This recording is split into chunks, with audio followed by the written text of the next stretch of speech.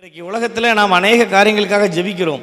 அரசியல் தலைவர்களுக்காக ஜெபிக்கிறோம், பொறுப்பில் இருக்கிறவர்களுக்காக ஜெபிக்கிறோம், மிக நல்லது. ஆனால் சில நல்ல விஷயங்களை நாம் அவர்களிடத்திலிருந்து என்ன செய்ய வேண்டியிருக்கிறது? கற்றுக்கொள்ள வேண்டியிருக்கு. இயேசு கிறிஸ்து ஒரு காரியத்தை சொல்லுவார், ஒளியின் பிள்ளைகளை பார்க்கிலும் இந்த பிரபஞ்சத்தின் பிள்ளைகள் தங்கள் சந்ததியில் அதிக புத்திமான்களாக இருக்கிறார்கள். நீங்கள் நியூஸ் பேப்பரை படித்தீங்கன்னா, இல்லை நியூஸ்லலாம் கவனிச்சிங்கன்னா நிறைய விஷயங்களை நோட் பண்ண முடியும்.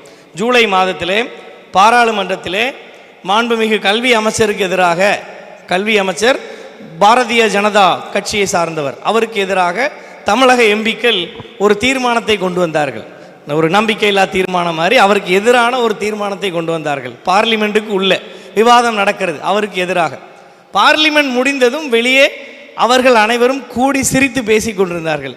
இந்து தமிழ் நாளிதழிலே அதை அழகாக ஃபோட்டோ எடுத்து உள்ளே வெளியே என்று சொல்லி என்ன செய்தார்கள்? போட்டு காண்பித்தார்கள். என்ன சொல்ல வருகிறேன்? அரசியல் தலைவர்களை பொறுத்தவரையிலே கட்சி வேறு, கொள்கை வேறு, கோட்பாடு வேறு, கருத்து வேறு, விவாதங்கள் வேறு வேறு. பர்சனல் பகை என்ன செய்யாது? கிடையாது. திருச்சபை ஒரே நம்பிக்கை, ஒரே கொள்கை, ஒரே கோட்பாடு, ஒரே கிறிஸ்து, ஒரே ஆவியானவர், ஒரே தேவன். ஆனால் பர்சனல் பகை. எலெக்ஷனில் தோற்றா கல்யாணத்துக்கு என்ன செய்ய மாட்டோம்? கார்டு கொடுக்க மாட்டோம். செத்தா கூட மூஞ்சில் அப்படி தானே. நம்ம திருச்சபை சொல்லலை, பொதுவான நீங்கள் யோசிக்கணும் இதெல்லாம் சரியா. தற்போதைய ஆளுநராக இருந்தவருக்கும் முதலமைச்சருக்கும் அவ்வளவு முரண்பாடுகள் உண்டு, அது நம்ம எல்லாரும் அறிந்தது. சட்டசபையிலே அவ்வளவு முரண்பாடு. ஆனால் அவர் மாறுதலாகி சென்றபோது ஒரு முதலமைச்சராக என்ன கடமையை செய்ய வேண்டுமோ அதை ஆளுநர் மாளிகையிலே சென்று அவரை முறைப்படி வழி அனுப்பிவிட்டு வந்தார் நம்முடைய தமிழ்நாட்டினுடைய முதலமைச்சர். இப்படி பல உதாரணங்களை நான் சொல்ல முடியும். அவர்களை பொறுத்தவரையிலே கொள்கை தான் வேறு. யாரும் பர்சனலாக என்ன செய்ய மாட்டாங்க, தாக்க மாட்டார். பிரதமருக்கு பிறந்த நாள் என்று சொன்னால் எதிர்க்கட்சி தலைவர் வாழ்த்து சொல்லுவார்.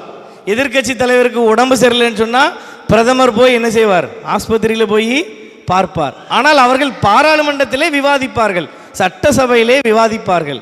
தனிப்பட்ட பகை அவர்களுக்குள்ளே கிடையாது. அதைத்தான் சொல்லுகிறேன், ஒளியின் பிள்ளைகளை பார்க்கிலும் பிரபஞ்சத்தின் பிள்ளைகள் அதிக புத்திமான்.